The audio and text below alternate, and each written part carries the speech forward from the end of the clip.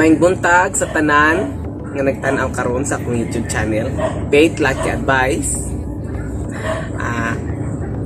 Una ko magpadayon sa akong vlog na pud karon nga bag-o nga ang iyang title Mga Senyalis nga nagbinuang na ang imong bana. Oh. Di ba bongga? Mo na ni karon. Oso naman gini karong panahon nga ani ang show. Mo na ni. Una, magpasalamat ko sa 53 subscribers na ako sa YouTube channel na ako sa akong Faith Lucky Advice. Salamat kayo sa mga nag-subscribe sa ako. Salamat kayo sa inyong tanan, sa inyong patuloy nga nagtanaw sa akong YouTube channel. Salamat kayo sa inyong tanan. Atong mga niyang adlaw, wala ko ka-vlog kay unsa man lagi ning atong mata nga ni-change na pod ang iyang grado. Nya nagpataod na po tag ang Diyos nga bag-o. Ikaduha na ni nako. Mao na ni siya. Kini.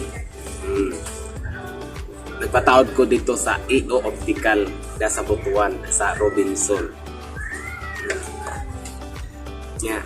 Kanang salamat sister Titing Turalba sa sponsor sa akong eyeglass na akong nga bag-o. Salamat kay sister. Imbis nga mag-vlog na tahay ko kay okay na akong mata, karon naunsa naman po netong ngipon nga nisakit naman po netong ngipon, so nagpaibot na po kong ngipon. Mauna nga dogay ko ka ere kay nagsunod-sunod naman gini ang show ani karon. Pero okay gihapon ana man na siya. Kung dili ta mo experience og kanang mga ani nga mga eksena, dili man ta mo prosper. Na magini siya na nagini siya tanan. Mo na nga sagari gid sa mga tao nga mo success, mo padong na mo success, mo experience gid mga ani kanang mga problema. Mo na kamong mga nadia karon nibati og mga problema, okay ra na ikatawa ra ang tanan kay mo na siya, linya na siya, padong na taana. Kung dili ka mo bati ana nawa pare ra gud na sa istorya nga kung dili ka mo bati og sakit nawa di ka na malamian. Mubati gid sa kaadag sakit para sunod ana okay na. Ana ang life. Ngunay reality of life. Wala karon nga kisa tong mga naglisod karon, kisa tong nibati og mga kasakitan ug unsa din ang mga problema. Okay ra na siya, apart na tong kinabuhi. Mao na nga go lang nang tayo ng go. Ang importante nga happy ta sa tong gibuhat. Mao na siya. Akong i-shout out akong uncle diya sa Babawan, Butuan City, si Uncle Junior, yung asawa nga si Auntie Lydia Turalba. Uncle Junior Turalba o Auntie Lydia Turalba o sa iyang pamilya, sa iyang mga anak. Og uban pa din ha nga taga Babawan nga si kinsan ni kalimot naman ko hinon nga to nga akong gikuan ako gilista na ko, wala man ako nakuha na dala hinon. Si kuan day tuod sani dili na lang tulod na lang pwede magin ako mag-carry. Okay diri na ta mao na ni karon kay uso naman ni karong panahon na mao naman ni karon. So salamat yun ko kay wala pa ginanabay nga mga pambot. Dili to para niaging mga video nga naglabay-labay gid ang mga pambot. Di karon na wa na nang labay. Okay. Mga sinyalis ng inyong bana nagbinuang na, nagsugo nagbinuang. Mao na ni siya ang number 1. Mao na ni siya. Ang iyang cellphone dili na mabuwag sa iyang lawas. Oh. Asa ka mangita ana nga bisag ka ng pag-abot niya gikan sa trabaho. Dapat ana ang cellphone ibutang na sa kilid kay niabot na lagi sa balay. So ibutang ang cellphone sa balay. Di mo na normal. Ang cellphone ibutang sa kilid. Karon kung dili na normal ang iyang gibuhat, wa na. Ang cellphone na permi sa iyang kamot. Ang cellphone na permi sa iyang bulsa.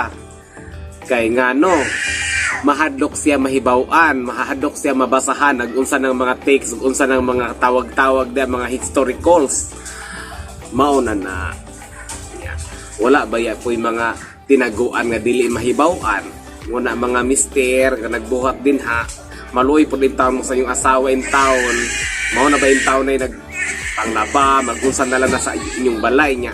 Ang ending ko andi ay, Loy, putaw ng mga asawa in town. Uy, ayun, taon ng pag-ana. Mauna siya karon. Nagwal ng bata mo silingan. Oh, yeah. Muna, kamo nga mga asawa, magbantayan ninyo na inyong bana. Inyo ning timan na ni akong giingon karon nga isa number 1 nga sinyalis. Oh, pag inyo gayng mabantayan ninyong bana nga ang cellphone dili na mabuwag sa iyang lawas, kinuok ko hinay-hinay na mag-observe ana. Hasta mag-CR, dalon ang cellphone hasta mag-CR, maligo, dalon ang cellphone maligo. Huy! Unya kung matulog, itago, ginaniyag maayo nga digid, mahibawan, itago, i-off ang cellphone, itago og maayo. Pag mata, pagabuntag, kuhaon na po ang cellphone. O, walay malay ang asawa, kaya ang asawa loin taon kay busy, lagi aligra sa puan. O, unsan na rin pang aligrahon, busy kang asawa, loy kayo pong asawin taon. Nagmatarag morning. Mo na siya atong sinyalis number 1. Okay. Dere na punta sa atong sinyalis number 2 nga inyong bana nagmugna naglain. Sa una, katong bago pa mo, panagsara siya mulakaw. Ano importante lang. Siyempre, pag mulakaw ang inyong bana, mananghid magina siya. Karon na naman siya gimugna nga daotan kay kinilaging mga ariking king diha kusog pan manghagad. Gasto na ba kaayo? May nabag sila mo gasto ang iyong bana. O kini karon mao na ni number 2. Permi na lang siya na ay lakaw. Matinga ka kay muna bago pa man siya nilakaw. Pag ugma nilakaw na pod. Nya tagdugay na ba mo uli? Ako'y ginuupon sa naman tao ni siya. Uy, murag lain na gid ni. Muna nga, hinay-hinay na og observe. Inyo nang obserbahan. Ayaw pagyaw-yaw-yaw din ha. Inyong obserbahan. Ayaw mo paghusga dayon. Mag-observe mo. Kailain kayo nang magselos ta nga wa ta ebidensya. Ikaw mismo ang muadto imong sundan. Ayaw pag tuwa ng mga istorya ng mga tabian din ha nga way mga nahimo sa kinabuhi. Sige rag yaw-yaw, sige rag tabi, sige rag pamanteg tao. Mo na nga ikaw nga nakabantay naman ka, hala ukya na imong bana adto ana sundi na ug asa siya muadto mo na sundi. Ayaw pagpahalata pod nga imong gisundan. Ana na siya. Diri na ta sa number 3. Basta timan ina ninyo ha. Diri na ta sa number 3. Permi na lang siya sa puton. Ay, ginoo ko tama. Nganong man sige man taon na siya taon sa puton. Gamay nga rason wa na. Sapot na. Gamay lagid nga hinungdan. Wa nagisapot na. Kay ngano or nag-away sila sa iyang kabit or or unsa. Ang asawa in town nga way gihimong sa mao'y madakdakan, mao'y kuanan. Luoy po din taon, ayo po din taon na yung mga bana, mga bana, yung asawa, ayo po din taon na luoy po din taon. Inyong mang pahimuslan ng inyong asawa, nga mo may inyong dakdakan sa inyong mga kasakit din ha, nga naman mo'y kabit dito sa inyong kabit, ayun ang asawa in taon, kaluoy po din taon na. Wa mo gabai. Mo na nga, ayo po din taon na inyong mga asawa. Luoy po din taon na. Tarong ba in taon na siya? Ay, sapot-sapot, kumuli dahil mo, sapoton dahil mo. Ayaw po. Ipagir gid sa maayo nga istorya. Good ka istorya nga hinahinay ra nga anak. Dili kay nguna dito. Ha! Pinaana dahil sapoton. Di ka po iko, di ka na. Ala kaluoy ka ayon to. Nya dili normal kay sa unang panahon dili man siya ana. Nya karon nga nana siya gimugna. Permi na sapoton. Malibog po ng asawa ana. Mo nay number 3 na to. Aside siya. Okay. Dire na punta sa number 4. Dire na. Number 4 na ta. Nilabay na po siya. Ay, nilabay na po. Agoy, ginukoy galing kay gamay ra nga pambutang niyang banha. Hinay ra kaayo. Okay ra. Carry ra. Dire na punta sa number 4. Kini. Matinga ka kay katong bago pa mo nagkuyog, bago pa mo nagkauban sa inyong panaghigugmaay ninyo, okay kayo siya. Dili siya mamakak. Ika number 4 na to, permi na siya mamakak. Para na karon, mutawag ka. Hello, Han, asa man ka karon, Han? Nako diri karon sa akong trabaho. Busy ko kaayo, ana. Ang ikaw niadto ka sa merkado kay gipalit sa merkado. Og ang imong nakit-an imong bana dito to aday dito sa bidyukihan nagbidyuki. Oh. Namakak na. Ang iyang giingon na kung si siyang trabaho kay nagkabisi-bisi ko nung sa iyang trabaho. So trabaho diha nga naman sa dito sa merkado pod. Nga dito sa merkado nga napoy duol pod nga bidyukihan. Agoy Ginoo ko tabang. O mao na siya. Namakak na. Okay lang kaisa lang mamakak. Og sige na mamakak na di na normal, na abnormal nga gihimo mo na mga misis wake up ay mo pagpatulog-tulog diha. Ang ubang misis diha nagsige nagpatambok og nilabay na gid pod siya. Uy Ginoo ko sa naman taw ning pambutak. Mao na din ha. Namakak na. Kung mamakak siya, kaisa, kaduha, murag okay ra na. Pero murag ka, sa tanan na lang panahon, mamakak siya, hindi na normal. Muna nga, hinahinay na dayon o observe. Okay, mauna siya ha. Number 5 na ta. Ang number 5, diri na. Okay. Na naman lagi siya number 2, ang Mrs. number 1. Number 2. Ang problema po nga po number 3. Hala, agoy Ginoo ko kabibo ba nga panginabuhi? Na number 1, na number 2, na number 3. Agoy Ginoo ko. Ana maguna siya. Ang hitabo magudaan. Kasi karigi manggon mga nagkuan ani, nagmog na ani. Kana bitaw nilaging kwarta. Dili man ingon sabot nga ang kwarta dautan. Ang kwarta, maayo man ang kwarta. Basta imong gamiton sa maayo nga pamaagi. Pero kung imong gamiton ang kwarta sa ani nga pamaagi, nga magbugna na kag mga unsa na lang, kay tungod kay ang imong kwarta dagdaghan na, di na po na normal. Ayaw po. Ay po pag-ana mga bana. Kitahay kung manobra inyong kwarta, katungod kay daghan na mo yung mga income din ha. Ang inyong asawa kaluoy na ba po? Ayaw pagbugna. Mag-savings na lang mo. Mag-unsa na lang ng unsa ng mga proyekto din ha. Ayaw po ingon nga magbugna mga unsa na lang ang mga dautan nga mga buhat. Mao na ni siya. Tagdugay na makauli. Matinga ka kay. Sa una, trabaho pa siya. Trabaho maging siya permi. Sa nagtrabaho pa siya, pag alas 7 mo uli, for example, alas 7 mo uli, sa mga nagkumpanya. So, mo uli pinakadugay, 7:30 na siya sa balay. or unsang orasa mauli imong bana, pinakadugay na ginang 30 minutes except lang sa kanang mga mo travel pa og lagyo, imo po nang ma-estimate ang oras sa iyang pag-uli sa pag-traveling o malangan-langan.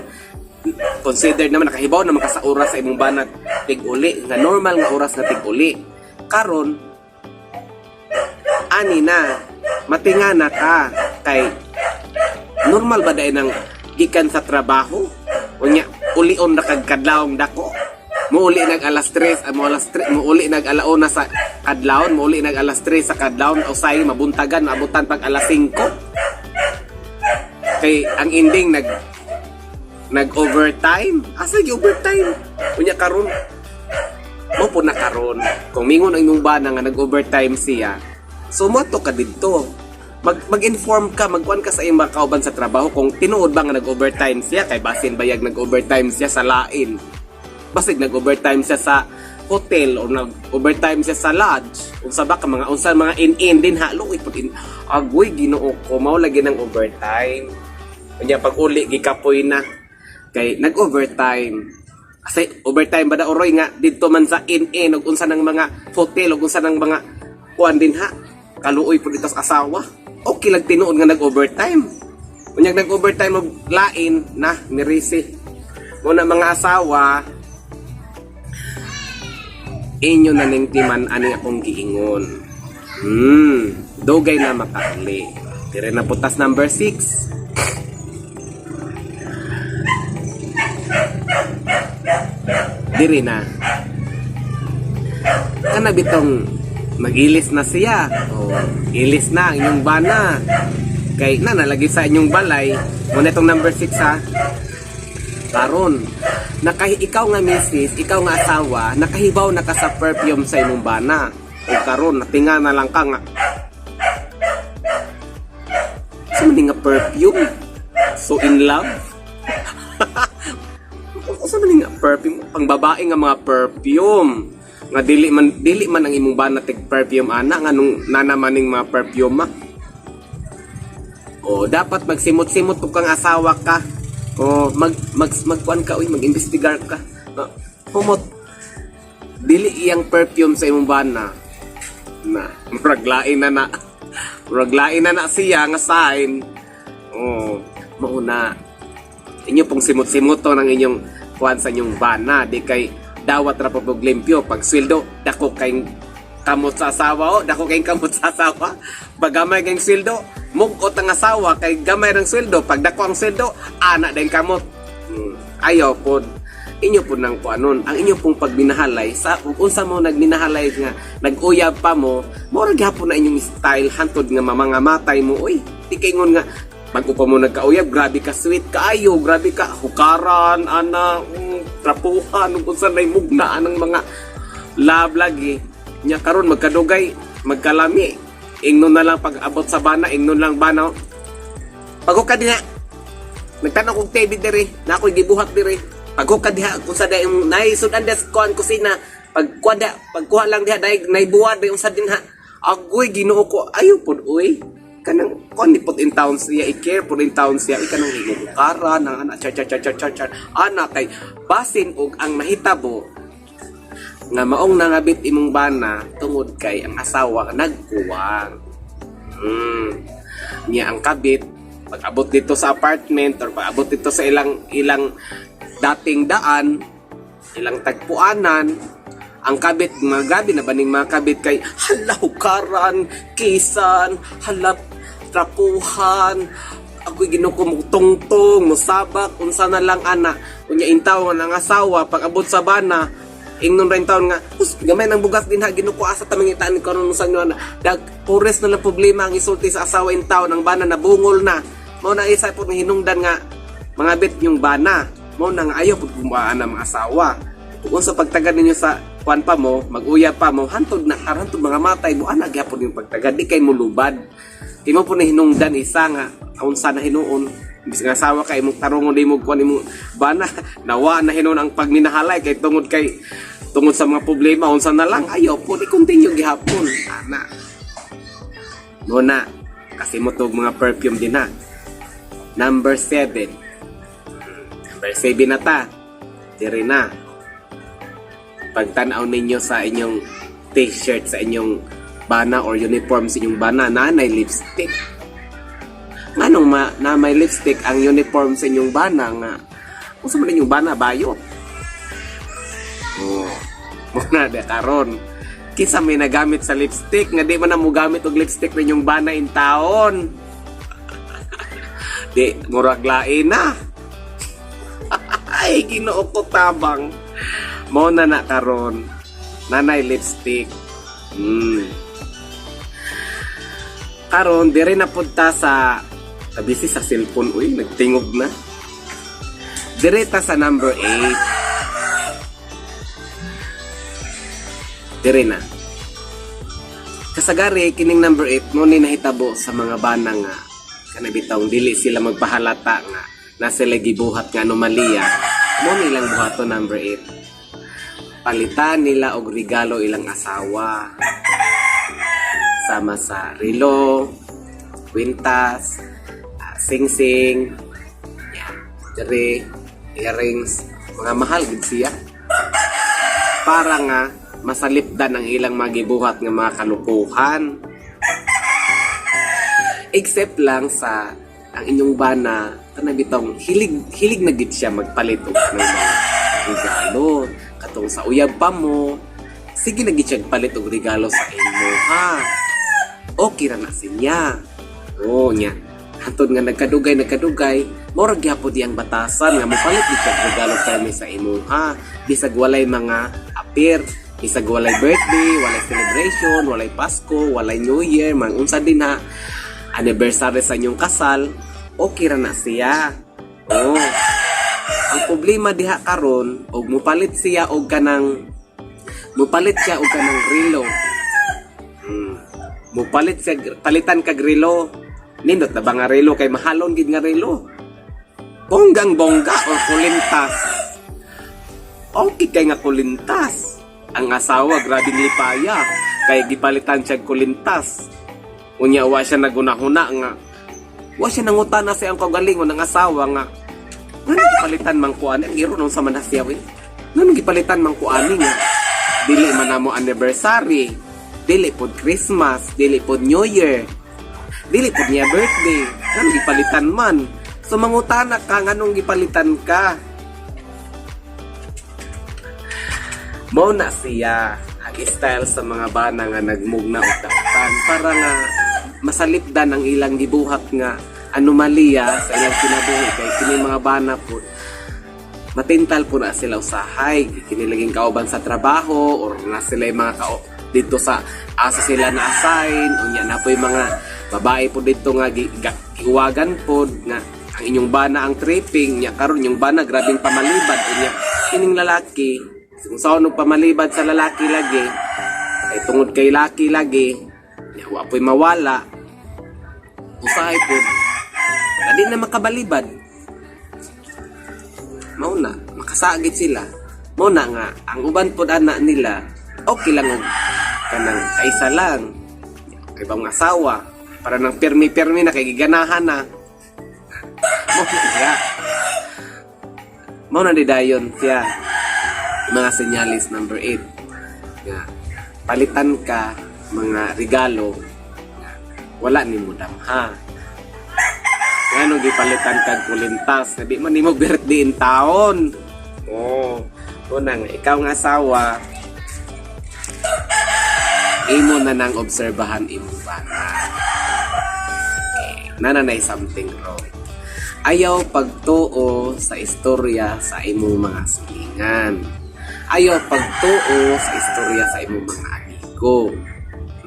Kay ngano, napoy mga amigo uban nga gusto po sa imong bana. Grabe kayo mo ana, tabi. Kay na siya plano. Na mabungkag mo sila na po. Nay mga amigo nga ana, madautan ng klase nga amigo. Pero dili po tanan amigo, dautan. Napoy mga tarong pero gamay ra gid na siya. Muna, mga misis na nagtanaw karon sa ako ang vlog, muna na mga sinyalis. Pag mo nagali ni ang mahitabo sa inyong bana, inyo na siyang obserbahan na yun. Kamo mismo ang mag-obserba. Dili kay maminaw ra mo sa istorya sa laing tao, ayaw ginupang paminaw sa laing istorya sa tao. Ikaw mismo ang mag-imbestiga. Yan, napay-ani napani siya nga, napakoy ikuha ninyo, gamay na lang. Mga bana po din ha, kanang kinahanglan, makahibaw po mo ka ng gamit og cellphone. Kaya na po ko'y amigo sa una, luoy kayo iyang bana, ang asawa ang nangabit. Karon ang nahitabo, ni text ang kabit, so mutingog ang cellphone. Karon pag tingog sa cellphone, ana na. Karon kay ang bana, kaya di man lagi kahibaw mo, open og cellphone.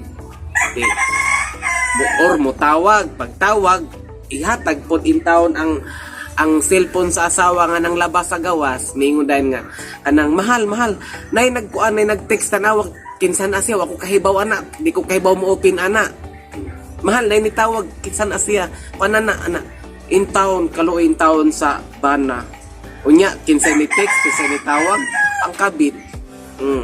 Mao na nga mga bana din ha nga wa kahibaw og cellphone, sound open ang cellphone. Pagpatudlo mo kay kamo mismo, imbis nga ebidensya na to, wa mo kahibaw kay wa magid mo know-how magid ng cellphone mo na nga. Advice po na ko sa mga bana din ha, uban nga mga looy kayo nga mga asawa po nga mga buang po ubang din nga mo po hinon nga bit nga kuha ning taon ka na unsa mo text ng inyong unay mo tawag ng mo ring ng mga cellphone din ha, kinahanglan makahibaw mo open, kahibaw mo tanaw ka ng message din ha, parang makakita mo diha kay base hinunog ni text na si pare, ni text na siyang mga kabit din ha, wa lang gin mo kahibaw kay inyo ra may hatag si mga asawa dito nawa mo ra siya mora to. Don't forget to subscribe, like and share my YouTube channel Faith Lucky Advice. Daghan kayong salamat mga amigo na ko din ha, mga subscribers na ko. Daghan kayong salamat sa 53 subscribers na ko sa YouTube channel Faith Lucky Advice. Salamat sa inyohang tanan. Maura ni siya, muna inyong lingkod, Faith Turalba. My real name is Francisco J. Turalba. Daghan kayong salamat. Sa gusto mo kuan, pangutana lang mo. Sunod ani nga vlog na ko, related gapon ani ang tanan murag solusyon para sa kanang para to solusyon sa mga tao nga naikabit. Next abangan ninyo. Daghan kayong salamat. God bless. Thanks for watching. Salamat.